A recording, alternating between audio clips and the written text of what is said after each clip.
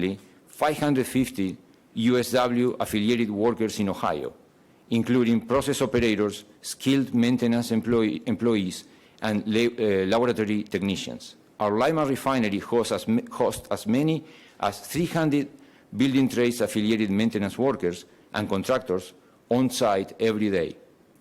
Cenovus' Toledo refinery has hosted as many as 600 building trade affiliated workers on site daily in this year, and expect to host up to 300 union affiliated maintenance workers and contractors daily.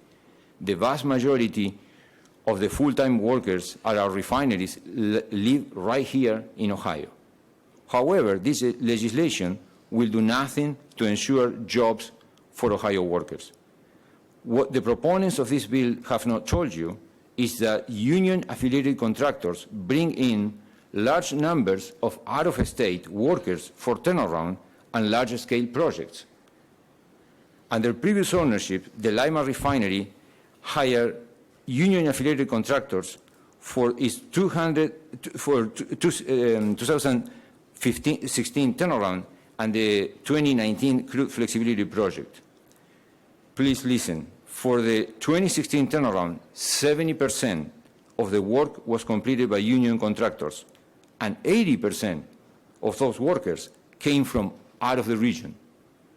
For the 2019 crude oil flexibility project, 95% of the work was completed by union contractors, and again, 80% of those workers came from outside the region.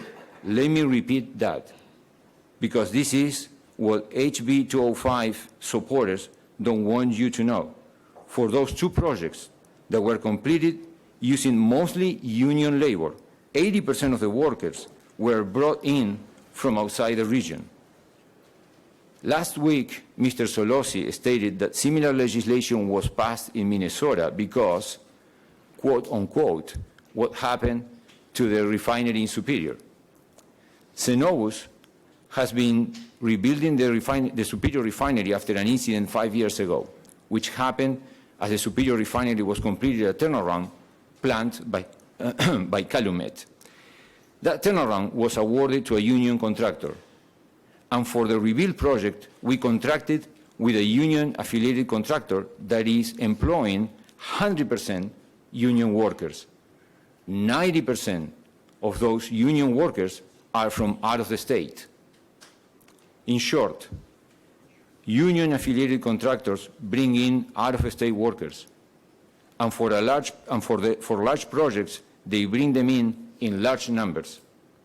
They do so now, and they will continue to do so if HB205 is enacted. It's not going to change. This legislation is not about safety or protecting Ohio workers. It is about mandates that would guarantee the affiliated construction trades a monopoly on a specific segment of Ohio's job market.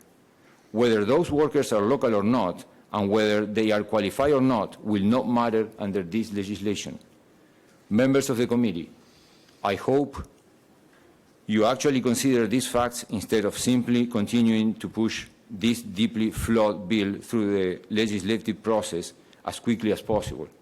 I urge you to put good policy ahead of politics by rejecting this anti-safety, anti-free market bill.